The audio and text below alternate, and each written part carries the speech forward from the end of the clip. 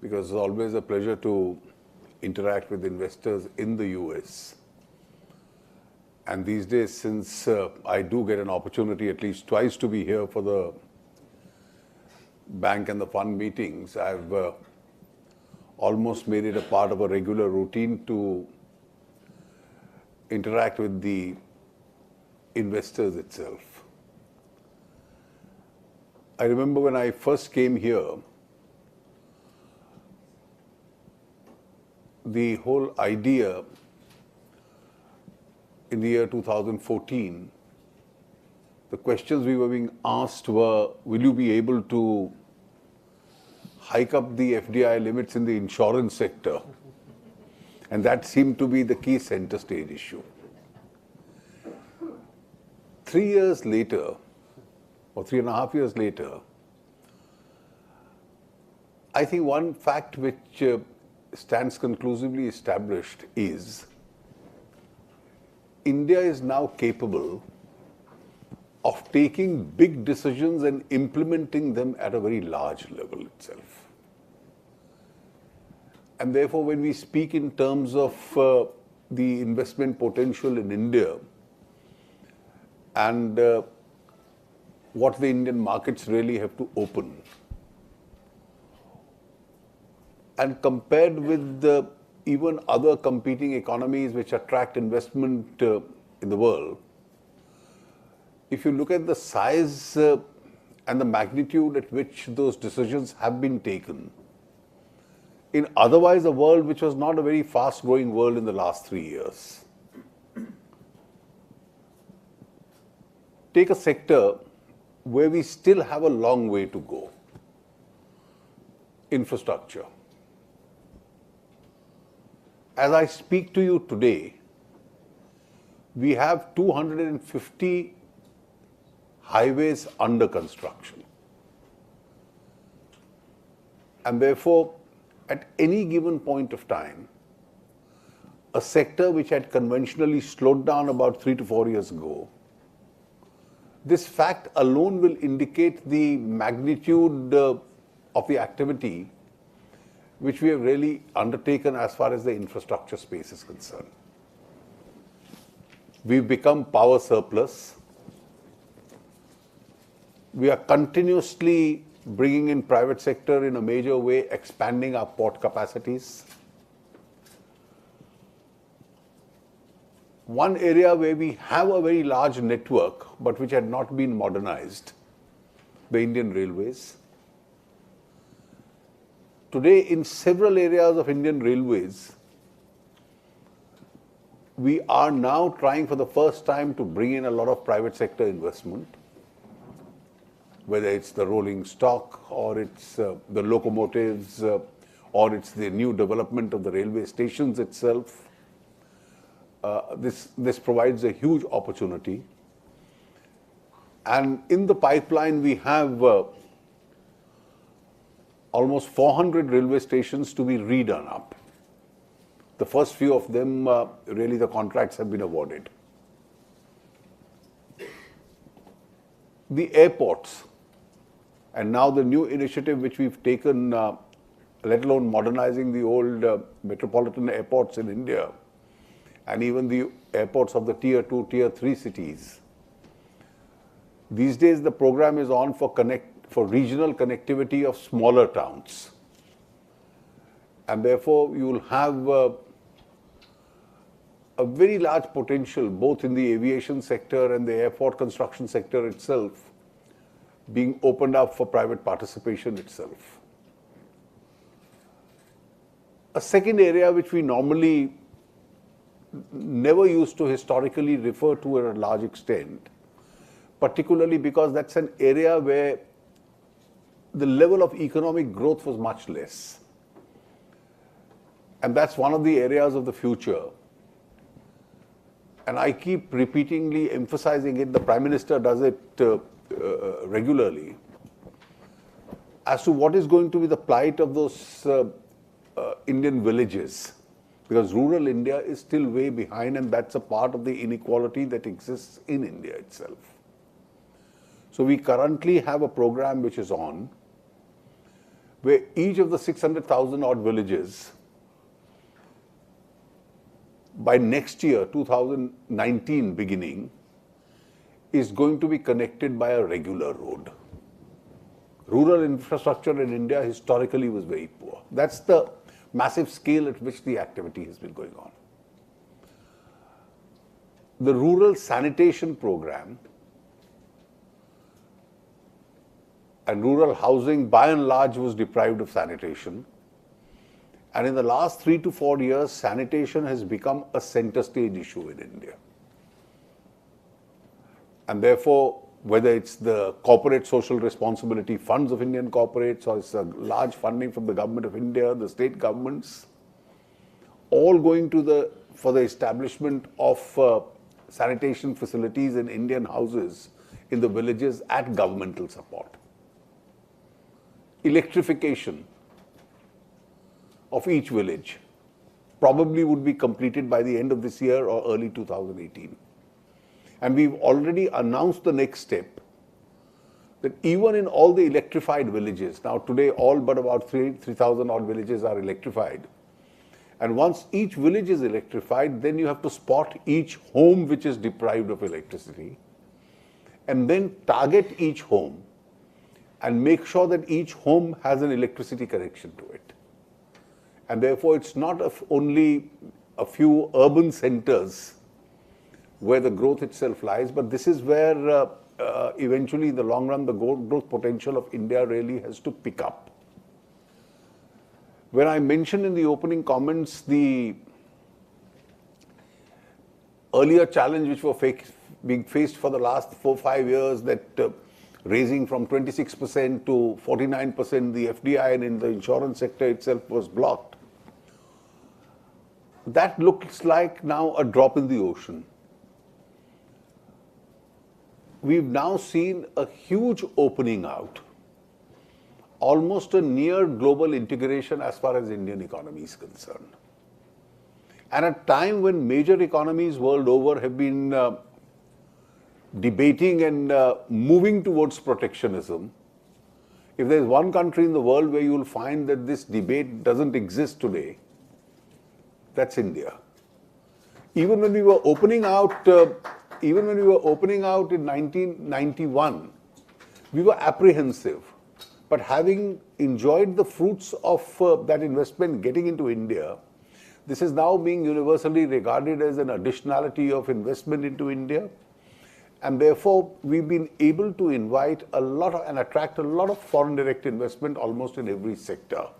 Now, sectors which were historically considered to be very sacrosanct as far as foreign direct investment was concerned, areas such as defense, etc., I think we've been able to convince the Indian public opinion that rather than just rely on equipment manufactured outside the country, it would be better that we invite those who are in possession of that technology to come partner with Indian players and set up the defense industry in India. And suddenly we find a spurt of joint ventures between large Indian corporates and international majors being now being undertaken for the purposes of defense investment as far as India is concerned. Now, when I speak in terms of FDI, it's not merely the fact that we've opened up. We've simplified our procedures. Virtually 95% of all investment that comes into India comes by the automatic route. And this year in the 2017 budget, I went ahead and announced that we didn't even need a foreign investment promotion board, because that itself means several months, if not years, of delay in processing each proposal which comes. I think since the procedures are clearly defined, let the respective ministries consider those 5% cases. The 95% of them almost come by the automatic route. And therefore, for foreign direct investment to get into India, India becomes one of the easiest places. It was mentioned by Chandrajit Banerjee in his opening comments with regard to the ease of doing business in India. We've consciously started now having rankings of each one of our states, because permissions in New Delhi are reasonably easier. Whether it was the investment proposals or it's the environmental clearances, they normally come quite easily as far as Delhi is concerned. There is still some delay involved as far as land and construction facilities are concerned, as far as the states are concerned. And therefore, we've started ranking each one of the states. And this has given rise to a concept of what is called now competitive federalism in India.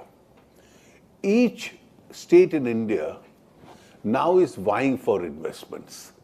Each one competitively is holding its own investors' meets and therefore wants investors to be presented with a package as to why it's a better destination than its neighboring states. And that's an environment which we've long wanted to create, and I'm quite certain that we've been moving in that direction. Of course, in most developing economies as they grow, and it's been seen across the world, historically it's been true, the stigma of corruption gets attached to them. How does one get rid of this menace? And I think governments in India in the past also have faced similar challenges. And we realized after analyzing the reasons that merely having accountability mechanisms in place within the system is not going to do away with any form of political corruption or corruption in decision making. What was needed was to replace the system wherein instead of decisions being taken based on discretions of individuals, it would be the systems that would prevail. And most of the systems, whether it's awarding contracts, awarding resources, had to be driven by a market mechanism. And therefore, the market mechanism had to ensure that the interaction between the government, the physical interface between the government and a possible investor doesn't exist.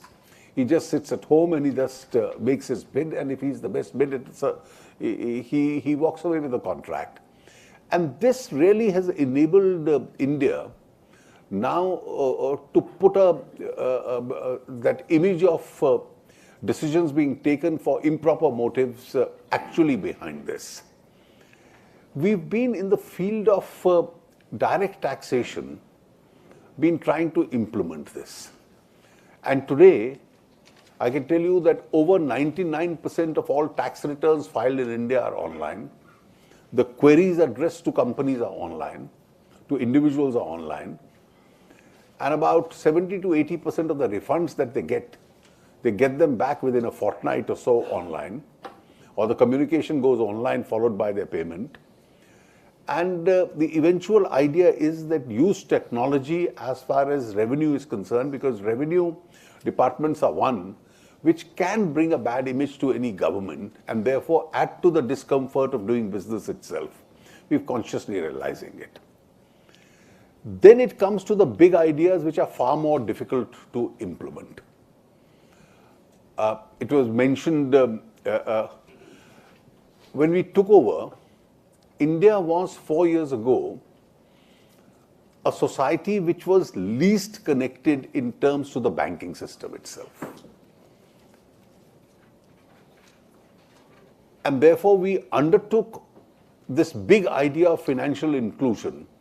And our colleagues who look after it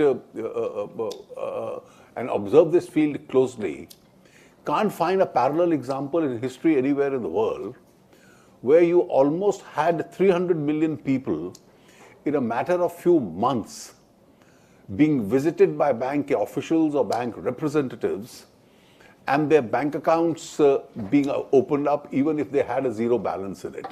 So every poor tribal in India living in a remote tribal area or living on a mountaintop had his bank account opened. Once this financial inclusion was undertaken, at that time, a lot of people balked at it. What's the point in opening bank accounts of people when 78% of them don't have a single rupee in that bank? Cynicism is a part of Indian life. And therefore, we are quite used to comments of this kind. And that actually did happen. And once these accounts were opened, came the next big idea. How do you put monies in these bank accounts? Now, the government of India and the governments of several states in India give innumerable support systems, and these support systems remain untargeted. That's the inherent nature of generalized subsidies, which I have always described as an unquantified amount, which is always given to an unidentified section of people. And therefore, all of us from India sitting on this dais were also enjoying a very large number of subsidies. We all bought our petrol at a subsidized price, which the government was subsidizing. Our homes got cooking gas at a subsidized price, something which none of us was entitled to. And that is the character of unstructured subsidies. The only time it used to be discussed was on the budget day in the evening. Every economist would say, you must target subsidies, and then for the last 30 years, nothing had been done.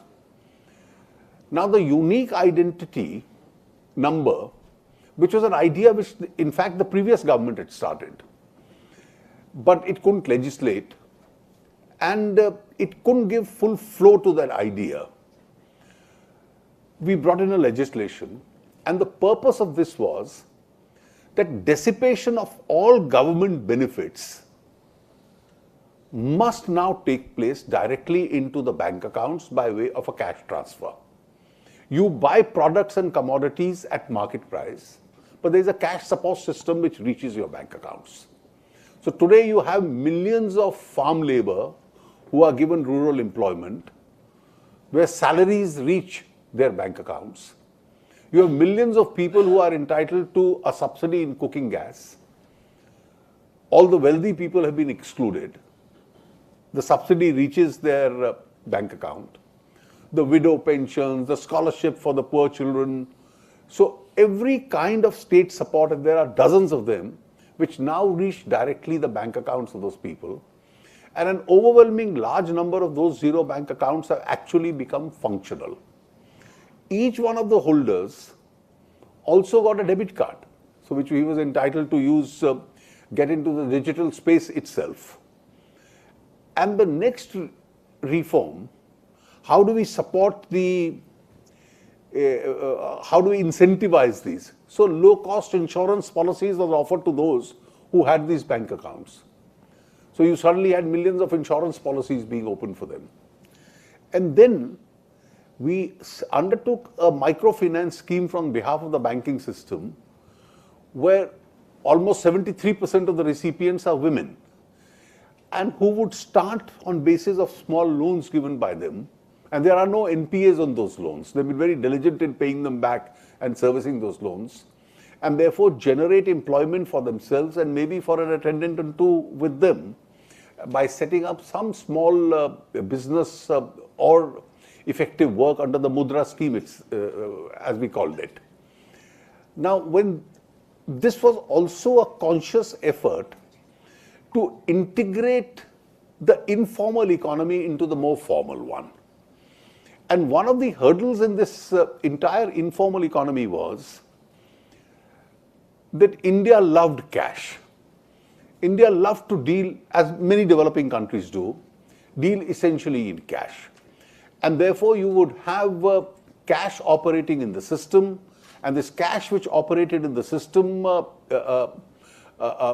had a certain amount of anonymity about it, and therefore all the challenges that a cash economy throws up were available with us. No government in the past, and I underline that, no government in the past actually had the courage to make it a part of its political and economic agenda. You had almost 12.5% of your GDP in terms of cash currency. 86% of this currency was high denominational currency. And all the curses which are attached to the cash itself, it leads to evasion, it leads to crime, it leads to support of various insurgent activities in India, was available with that. And therefore, a conscious decision, that I'm not going into all the steps which we took against the shadow of the black money economy that operated in India, which has also had its impact in squeezing the cash itself, of demonetizing that currency. the object really was this anonymity which is attached to the cash. Can this end? And therefore, everybody was compelled to deposit his money in the bank account. Once it is deposited, there are a few objects of the whole exercise. Will the tax base increase thereafter? An immediate impact has been that the number of personal income tax pays, the number of corporate income tax pays won't increase, because the corporates were in any case dealing not in cash, they were a part of the formal economy. The number of individual taxpayers substantially jumped up. The second object was, will the digital transactions increase? From 700 million, they immediately went up to 1400 million. Currently are anywhere between 13 to 1400 million, and will continue to grow. Will the amount of currency itself squeeze? In the first round, it has squeezed by a significant percentage. And the amount of cash currency available, the amount of high denominational currency has squeezed, and probably will continue to squeeze.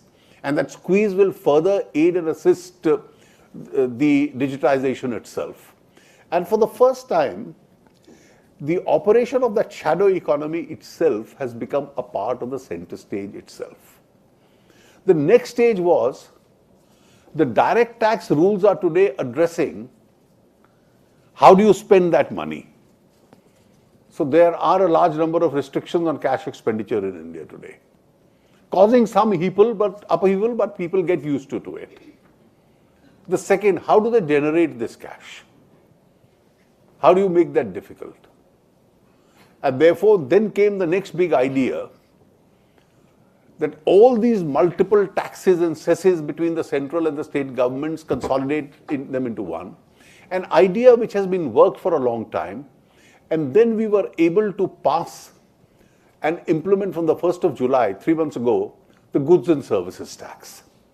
So the entire chain of an economic transaction in the life of a product or a service now goes online. So from the moment the raw material is purchased, from the manufacturing taking place, from the value additions taking place, to the sales taking place, to the sales taking place, all taxes are replicated and repeated by one tax. Now, it's early days, but a pattern really has come up. And therefore, there is a lot of scope for continuously watching it and making changes. And that's why we've been able to establish, I think, to a great satisfaction, in the GST Council, India's first genuine federal institution, which meets every month, which reviews the monthly situation, which takes the decisions, which reviews the rates. There'll be a lot of compression and changes of rates which will take place in the times to come itself. But to start off, it's been a fairly smooth transition. We felt that the refunds of the exporters were being held back for a long time, and therefore we've started an alternate mechanism immediately to give them relief. The compliance burden on the small sector is being brought down. We are now, under the GST, giving highly attractive schemes in order to ensure that the non-compliant in India become compliant. For instance, in the direct taxes, we are probably the only country in the world where we've started a special entry point taxation rate of 5%. So the lowest slab in India is 5%. The 5% slab doesn't exist anywhere in the world. That is because of the non-compliant tax character of Indian society. You make it easy for people to enter the taxation net. You are able to expand. In the goods and services tax,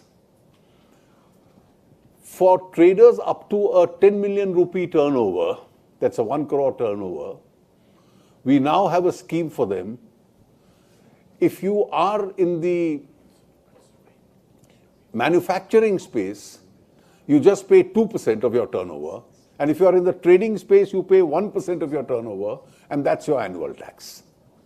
So at 1% and 2% GST, we are trying to bring them into the tax net because in first 2 months data has shown that almost 95% of the tax is just being paid by 400,000 assessees.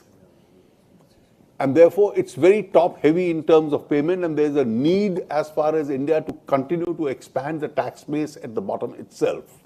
And therefore, once this whole net itself gets completed, from financial inclusion to the demonetization, to the steps against the shadow economy, to the goods and services tax, to the direct tax incentive, each one of this falls into place where brick by brick you lay down the structure in order to integrate an informal economy into a much larger formal economy.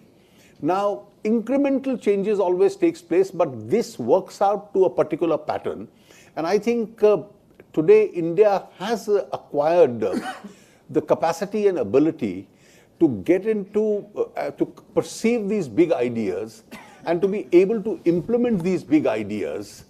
Of course, these big ideas can, in the transition stages, throw up challenges. For instance, once we announced that on the 1st of July, the goods and services tax will come, the manufacturing went down for some time for the reason that people were wanting to get rid of their existing stocks so that they have newer manufacturing takes place when the new tax structure comes into place. So there will be some transient impacts which will take place. But those transient impacts really don't affect the long-term roadmap which we've acquired. And I think amongst emerging economies, India today has a potential for not only being a large, we were always a very large market, but being a much cleaner economy, a much bigger economy, which is now capable of taking and implementing these big ideas further.